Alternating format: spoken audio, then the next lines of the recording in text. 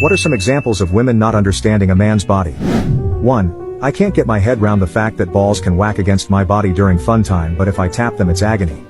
2. I thought wieners were hairy all the way down like a caterpillar for an embarrassingly long time. 3.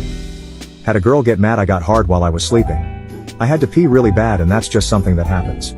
She assumed I was dreaming about effing other women. While I finally convinced her that no, it just happens sometimes, when after I peed she cried like a baby and apologized. I wish I'd ended it there, as it got much worse. 4. Was watching Ted Lasso with my wife and they made a reference to the danger of wearing khakis after peeing, and she had absolutely no idea what they were talking about. 5. Growers versus showers. 6. My wife had never understood that punching a man in the nuts hurts like a motherfucker until she punched me in the nuts while we were horsing around in the kitchen. At first when I went to the floor she was laughing and saying, "Get up, bitch." But 15 minutes later when I had yet to uncoil myself from the fetal position on the kitchen